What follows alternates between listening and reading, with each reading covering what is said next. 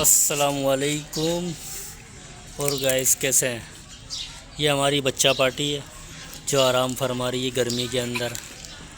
बिल्कुल गर्मी में आराम फरमा रही है, ठीक है। और ये हमारा जानवर बना हुआ है।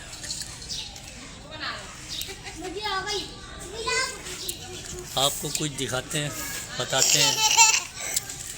दिखाने के लिए तो ये गाय है हमारी, ठीक है। और बताने के लिए है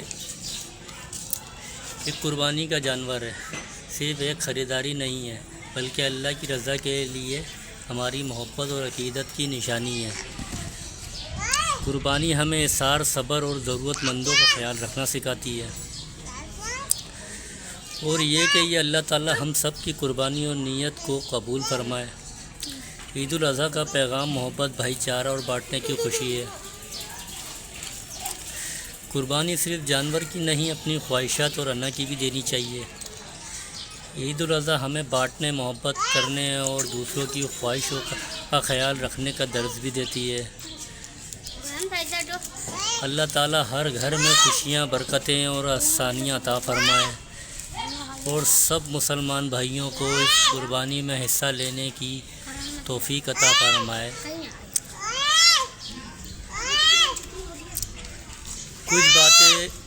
कुछ बातें मैं आपको के इलेक्ट्रिक,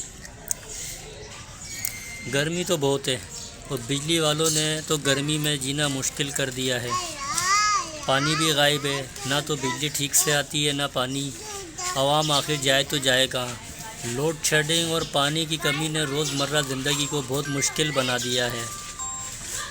बस दुआ है कि मुतल्लिका इदारे आवाम की मुश्किलात को समझें और जल्द मसला हल करें।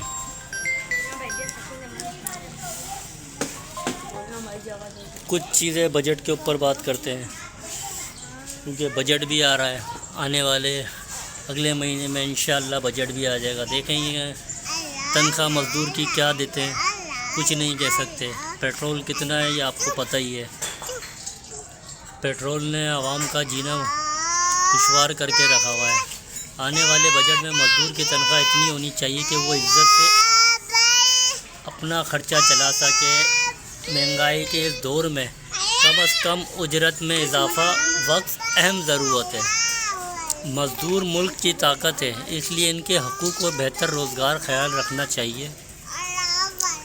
ऐसा बजट होना चाहिए जो आम आदमी को रिलीफ दे और मज़दूर की मेहनत का सही सिला मिले। मेरे हिसाब से जिस महंगाई चल रही है, इस महंगाई के हिसाब से तकरीबन मज़दूर की तनख्वाह कम से कम इस टाइम पे 60,000 रुपये तो होनी चाहिए, जो मेरा अंदाज़ा है। बाकी तो गवर्नमेंट है, गवर्नमेंट इस पर क्या फ़ैसला करती है।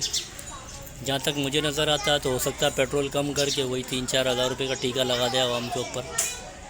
और जहाँ तक मुझे दिखता है ये यही करेंगे, क्योंकि आलमी मंडी में पेट्रोल तो गिर रहा है लेकिन उसका बराह रास्त आवाम को फ़ायदा नहीं मिल रहा। बढ़ते टाइम तो ये ऐसे लगाते हैं कि 40-40, 50-50 रुपये बढ़ा देते हैं, लेकिन जब आलमी मंडी में अब पेट्रोल कम हो रहा है ना, तो ये यहाँ पे उसका फ़ायदा आवाम को नहीं दिया जा रहा।